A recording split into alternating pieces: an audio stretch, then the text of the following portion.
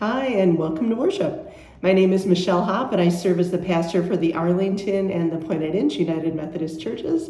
I am in our children's room. We're getting ready for Wednesday night church school. We're going to have the kiddos here real soon, and so I'm hoping we don't get interrupted. But if we do, at least it'll be with children. And I hope you've had a very good week, and I am looking forward to starting the sermon series with you about some questions that Jesus asked us. And we're going to start with the first one today. What do you live for? This is going to be a really good one to challenge yourself and see, what are you really living for? I'd like to invite you to join me in prayer. Eternal God, I know that following you will not always be easy. It takes commitment and perseverance. I will make you my priority and follow you even when it's difficult. Amen. So imagine that you have a jar. Oof, that scared me. Something must have fell. So you have a clear jar, and this represents your day. And you can't get a bigger jar. You can only have enough space for what's in this one single jar. And everything that you want to get done that day must fit in this jar, or it will not get done. Now, you're going to also have rocks, and the rocks are the most important things that you're going to have to get done that day. They're the highest priority items that you've got. So these would be things like God, your family, your friends, your work, or your school. These are things you have to do every day. They are your rocks, and you want to make sure these are in your jar. But then there's pebbles. Pebbles are the things that you should do, but if you don't get them done, it's not the end of the world. Things like volunteering or exercising or taking care of yourself, taking a walk, doing a beauty regime, whatever that would be, helping neighbors, housework. It's stuff, I should do, but if I don't, it can wait till tomorrow. And then finally, for your jar, there's sand. And sand is small, and it represents the kind of small and not that important priorities, but we tend to fill our day with them without realizing, because it's really easy to fit sand into our jar. And they give us instant gratification. So here's some examples. Watching TV or Netflix, hobbies, crafts, gaming, social media. How many hours and minutes of our day do we consume with this sand, which again, doesn't have to get done today at all? All right, now let's return to our jar. As you go through the day, you fill your jar with either the rocks or the pebbles or the sand as you do activities. So what you should do first to make everything fit is put the rocks in. But that's not always fun, is it? It's not always fun to go to work or go to school. It's not always fun to pray to God or help your family. It would be, there goes my phone now. It would be a lot more fun to watch Netflix for a little bit, or, do something online, or, all those other things. Be more fun to put sand in. But here's the thing. If you fill your whole jar with sand, there's no room for rocks. There's no room for your work. There's no room for God. There's no room for your family. There's no room for the things that you absolutely have to do. It's important that we fill our jar with rocks first. Make sure that we're doing the things that are priorities. That is really important. So today we're going to explore the question, what do I live for? We all have the same 24 hours in a day, but how do we choose to use them? Now, in today's Bible reading, Jesus gathered his disciples around him, and he asked them, what do you live for? And in Mark's gospel, the answer to that question is one word, and I bet you're not going to expect this one: the cross. We should be living for the cross, but what does it mean to live for the cross? I've got my cross on today. Live for the cross. I wear a cross to remind myself I'm living for the cross. Jesus is not just discussing the cross that he will soon carry to his crucifixion. He's also telling his disciples, if you follow me, There is a cross for you that you got to carry too. Now, Jesus asked his disciples this question halfway through the ministry. And it makes sense that he waited until he was halfway through to even bring up the cross. When Jesus first called his 12 disciples, he said to them, "Follow me. We will fish for men." Fish for people is probably a better way of putting it, right? And that sounds nice, doesn't it? Who doesn't like to fish? Well, most people do anyway. But what would happen if Jesus had told them instead, "Follow me for an extremely difficult journey where, oh yeah, by the way, you're going to be able to carry your own cross"? Do you want to join me? I wonder if anybody would say yes. And at my home church, Merrimack United Methodist Church, the entrance has this huge cross on the outside wall with the words, "Take up thy cross."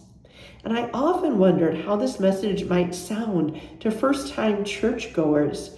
I mean, the word scared me every time I came to the church because I thought, oh my goodness, Jesus wants me to carry a cross. I know that's not going to be fun. I don't know if I want to do it. Do I have to do it? Imagine if our churches changed how we advertise ourselves. You know, we often say things on our signs and our websites, things like excellent and creative children's ministry, or great inspiring music, or welcoming congregation. But what if instead we said, join us and discover sacrifice, struggle, and hardship? How many more visitors would that message get to come into our congregations? And what about Jesus' disciples hearing this message that they must carry their own cross? You see, they knew all about the Romans' horrific punishment of crucifixion. Would you blame them if they wanted to run away instead of continuing to be Jesus' disciples?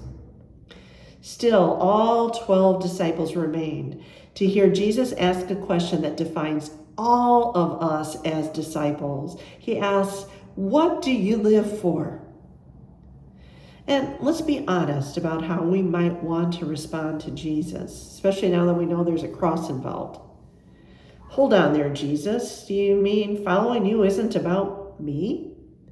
It isn't about what I need or want? Following you isn't going to make me or my family more powerful, richer, happier, or successful? Why should I even bother you if I'm going to suffer and if I have to carry my own cross? Now, William Willimon is a United Methodist bishop and the head of the Duke Divinity School's chapel. One day he received this phone call from a really angry parent, a dad. And this dad had sent his daughter to Duke for her undergraduate degree in mechanical engineering. So she had a BS, a Bachelor of Science in mechanical engineering. And she was about to start graduate school, and he was very excited for her. But suddenly she changed her mind and decided she wanted to do mission work in Haiti instead of getting her master's degree. So the father is yelling to Dr. Willimon over the phone, I hold you personally responsible for this, Dr. Willimon. My daughter has a BS degree in mechanical engineering from Duke University, and she's now going to be digging ditches in Haiti. Well, I'd hate to be on the receiving end of that phone call. And Dr. Willimon replied, well, I doubt she received much training from the engineering department for digging ditches, but she's a fast learner, and she'll get the hang of digging ditches in just a few months. And then the dad replied, this is no laughing matter. You are completely responsible for encouraging her to do this. And Willimon said, now wait a minute. Aren't you the one who had her baptized? Well, yes. And aren't you the one who brought her to church and Sunday school? Well, yes. And aren't you the one who read Bible stories to her at night and let her go on youth fellowship trips? Well, yes, but don't but me. It is all your fault that she believed all that stuff and that she's gone and thrown it all away on Jesus. You're the one who introduced her to Jesus, not me. But all we ever wanted to do was make her a Presbyterian. Sorry, but you messed up and you made her a disciple of Christ. What do you live for? That question and the answer to it can change our lives, can change the trajectory of our paths. If we carry our cross and reject the ways of this world, we will gain the one thing that matters, a true life. I want a true life. I want to be a disciple of Jesus Christ, and I hope you do too. But to have this true life, we need to examine our priorities. So let's take a look at what is a priority. Well, a priority is something of the utmost importance in your life. It's what you live for what gives your life meaning. A priority is anything that claims your energy, resources, and time. 15 years ago, I went on the Walk to Emmaus retreat, and it's a spiritual growth weekend sponsored by the United Methodist Church. And over the 4-day retreat, we listened to talks by pastors and lay people, and the very first talk I heard was called Priority. The kids are here, so you're going to hear screeching in the background. Sorry about that. So as I sat at my group table, I listened to the speaker tell of a time when her priorities were all messed up. And I couldn't help but think about my own priorities, because at that time, I rarely attended church on Sunday. I came to church just for the fun events. And it's true that I was a very busy professional woman, a wife, a mom, but I wasn't taking responsibility for my own priorities. So the speaker asked us to journal the answers to these 3 questions. What do you think about the most? How do you spend your money? And how do you spend your time? I started writing in my notebook. What did I think about the most? Well, my family, my work, and crafting. For hours, I looked online for these projects that I wanted to make, and then I'd look for hours online finding where I could buy these, the things to make the product or the craft. God was an afterthought, because I only thought I needed to think about it when I had a problem to solve. And then I thought about how I spent my money. Well, I spent money taking my grandkids places and getting them gifts and fun things. And I spent money on my crafting habit. I never had extra money to give a regular donation at church. And maybe that's why, sorry about this, maybe that's why I wasn't particularly eager to go to Sunday church, where they passed around the collection plate and I never had any extra money to put in the plate. I didn't like how I felt guilty that I had nothing to put in the plate, because I had spent my discretionary income on things I wanted, things I liked. And at last, I thought about how I spent my time. I walked 3 miles a day, which wasn't good for me, worked way too much, with lots of overtime, helped care for my grandchildren, and spent lots of time crafting. These were the rocks in my jar. I rarely thought about God and church. God and church, they were pebbles or sometimes sand in my jar. Sometimes they weren't even in my jar at all on my worst days. With this short exercise, I discovered my priorities. They were family, work, walking, and crafting. Those were my rocks. I was surprised and embarrassed to learn that God ranked near the bottom of my priorities. I was living for me, not for God. I knew I needed to make changes in my life to make God my first priority. He had to be the biggest rock in my jar. Step by step, I changed my behavior. I began to attend church every Sunday. I taught Sunday school and joined the praise band. I gave money to church every week because I cut down on my crafting funds.